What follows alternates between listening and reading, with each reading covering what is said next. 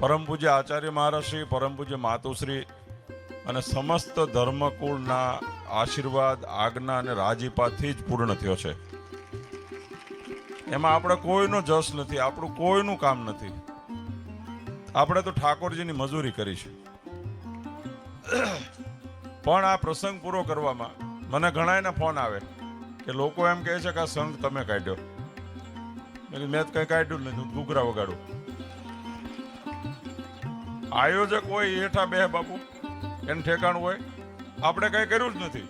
અને તમે જોયું ને, સવારમાં બધાને જગાડો ને સાંજે હુરાવી દો, એટલું જ કામ કર્યું. એ સેવામાં જેમણે હરિભક્તોએ કામ કર્યું છે, સંતોના બધાને નામ લેવાઈ ગયા. મારી સુરતથી આરંભીને પીપરલા,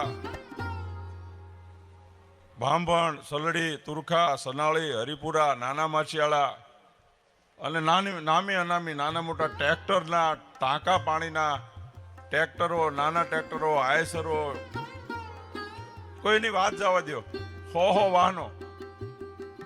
અને એક પણ જગ્યાએ તમે મારા સુધી વાત નથી પહોંચવા દીધી કે આ તારવવા નથી દેતો, કે હલવા નથી દેતો, કે આગુ પાછું નથી કરવા દેતો. 12 દિવસ ઠાકોરજીની યાત્રા ભજન કરતા કરતા આવ્યા છે. દ્વારકાધીશના ચરણોમાં મારા યાત્રાનું ફળ સમર્પિત કરી અને તમારા બધાના સન્માન રૂપે કહું છું, મને ભગવાનનો રાજીપો જેટલો મળ્યો હોય એ બહેનોથી આરંભીને તમામ સ્વયંસેવકોના સુખને માટે અર્પણ કરું છું. આજ તમારું સ્વાગત સમજજો. તમને કોઈને સ્ટેજ ઉપર બોલાવી શકું, ન બોલાવી શકું, કોઈને હાર પહેરાવી શકું, ન પહેરાવી શકીએ. જેણે જેણે નાની મોટી સેવા કરી છે, આમાં તો એવી સેવા થઈ છે કે નાનામાં નાની જેને સેવા કહેવાય ને, સાફ કરવાની, બાથરૂમ સાફ કરવાની, ટોયલેટ સાફ કરવાની. લલિત કિશોર બાપુ આમાં એક માણસ મજૂર નથી આ પ્રસંગમાં.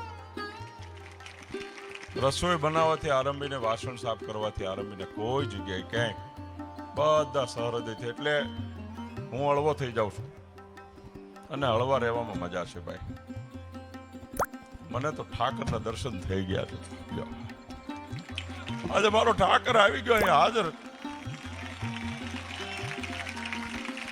અને 5 કિલોમીટરે ઠાકરે દર્શન દઈ દીધા.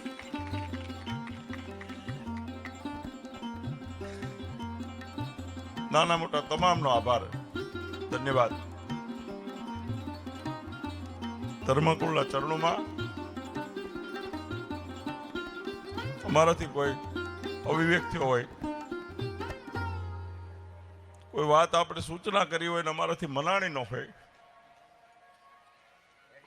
અમારી જડતાને પણ માફ કરે એવી બધાની વિનંતી.